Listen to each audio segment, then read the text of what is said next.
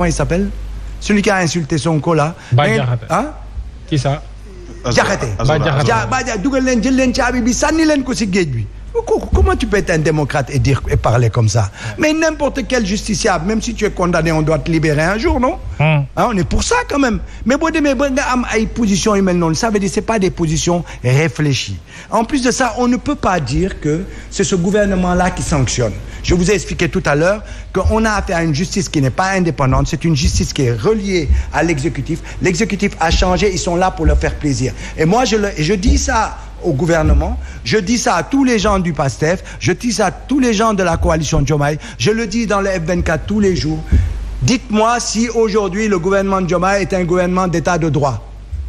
Non, c'est pas un état de droit. Ah bon, là c'est bon. C'est pas un état de droit. L'état de droit que nous voulons, nous espérons qu'avec les assises, il y aura des choses qu'on va appliquer. Et si dans les 200 jours qu'on l'applique pas, je serai le premier à venir vous dire ici, on reprend les mêmes et on continue. Donc, état de droit à Mougoufi. Maintenant, ce que je veux dire, il faut qu'on soit aussi clair. Vous dites qu'il faut protéger les Sénégalais par rapport à l'étranger. Mais la protection d'un gouvernement par rapport à ses travailleurs, c'est quoi?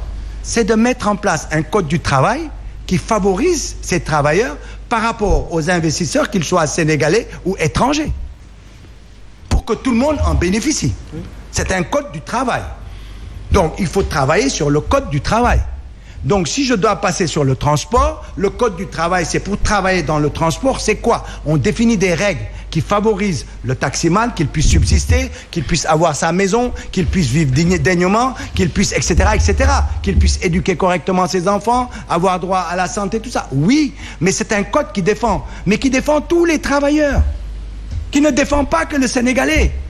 Parce qu'il faut vous mettre dans la tête, on a du pétrole, on a du gaz, on a des richesses. Si aujourd'hui on doit les exploiter chez nous, parce qu'on a tous dit, on est tous d'accord, il faut transformer suñu ressources yi fii, suñu buggee suñu économie d'or, suñu industrie d'or. Suñu ko waree transformer fii, mooy on aura besoin de la main-d'œuvre. De la main-d'œuvre qualifiée.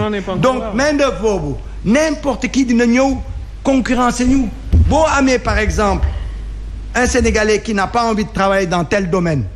Par exemple, tu vois en France des maîtrisards qui vont être gardiens de nuit. Tu vois en France un ingénieur qui n'a pas de travail parce qu'il est discriminé, il va prendre n'importe quel boulot dans un hôtel, etc. Il perd son temps là-bas. Ici, c'est pareil. Quand ce gars-là revient, il ne voudra pas laver les voitures, et pourtant laver une voiture, tu as 1000 francs ou 1500. Bon, laver 5 voitures par jour ou 10 voitures par jour. Si on multiplie en 25 jours travaillés, ça te fait un très bon salaire. Mais il y a plein de Sénégalais ici, ils ne veulent pas laver des voitures. Et pourquoi tu veux pas, pourquoi tu dis qu'on vient? Tu prends j'ai toujours pris l'exemple, ça m'énerve. Quand je suis venu, je suis un ayatollah du solaire. Je travaille dessus à fond la caisse, parce que je veux que le Sénégalais sache qu'on a 3000 heures d'ensoleillement, et que ken moomuko oxygène bi ñuy respirer mun nga am 4x4 mun nga am lu la neex doo ma empêcher ma respirer oxygène bi. Donc soleil bi ñun ñëpp ko moom. Donc ce solaire n'appartient pas qu'à une classe, ça appartient à tout le monde. C'est tellement facile que de faire en sorte que Sénégalais yëpp mun am le solaire. Donc j'étais sur une terrasse en train de mettre 2 panneaux solaires pour une mosquée, pour que mosquée bi dox. Il y a plus 120 000 francs CFA d'électricité par mois. C'était une mosquée à Rufisque.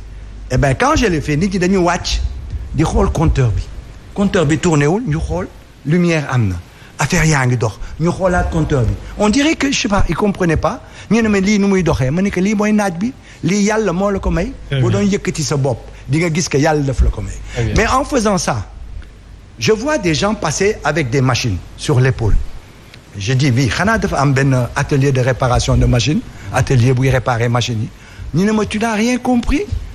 Qui c'est des Nigérians, dañ fi ñëw, ils font de la couture dans les maisons, ils sont en train de tuer les tailleurs sénégalais qui payent leur patente, et yu Nigérians yi dañu bon ay yooyu. Mais vous n'avez pas honte de parler comme ça. Le Sénégalais qui va en Espagne, qui va en France, di def le maçon, mais qu'est-ce qu'il fait d'autre sinon bouffer le pain du français et de l'espagnol? Mais vous prenez pour qui là? D'accord. Mais c'est non, mais parce que il faut équilibrer. Oui. Je veux dire par là, il faut arrêter avec cette xénophobie. Il faut arrêter avec cette xénophobie. La diaspora qui nourrit, je ne sais pas combien de familles ici et qui sont en Italie, en Espagne, en France, on est partout dans le monde. Nous, même beau demain Argentine, nous avons deux centres, qui de vote. On a la Buenos Aires à Montevideo.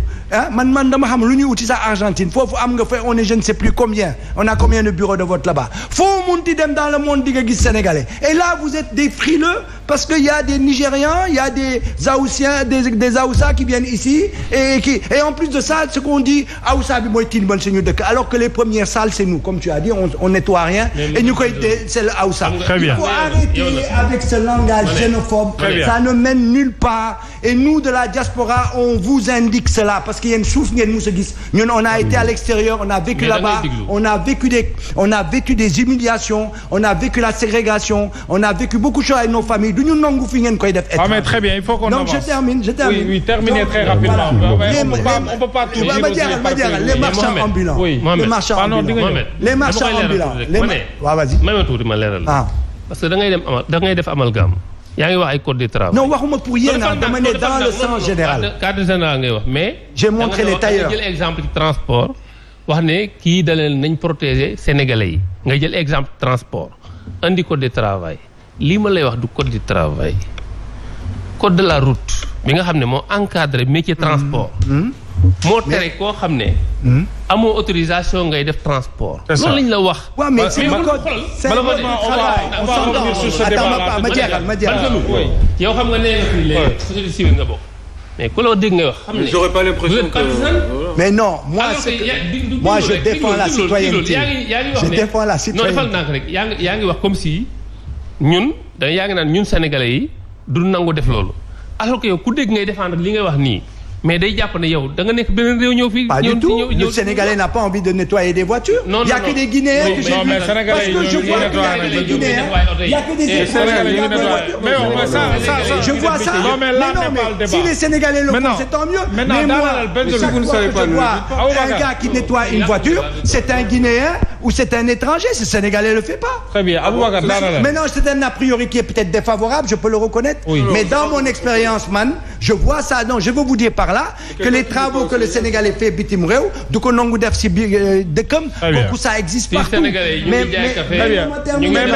termine sur ça les marchands ambulants comment on peut à moi j'habite le Plateau j'habite la rue Valmy mais je suis énervé parce que je suis dans un immeuble qui est très bien je suis satisfait de mon immeuble mais su ma génnee sama immeuble su ma waree dox ba Lamine Gueye j'ai peut-être 80 mètres à faire mais je fais la queue entre les pousse-pousse les voitures il y a plus de trottoirs les trottoirs c'est fait pour trottiner pour trotter les trottoirs n'existent plus ce sont les ambulants qui nous l'occupent les magasins dépassent les ambulants les ambulants les occupent mieux les ambulants ont tous reçu c'est les étrangers les cartes d'identité c'est des Sénégalais ok d'accord les ambulants non mais c'est des Sénégalais même ils auraient été étrangers je les critique pareil mais wóor na ma du ñu bàyyi étranger def xam nga bu baax et puis les ambulants pourquoi ils sont là parce que le maire en a besoin pour que mu voter leen il leur a tous donné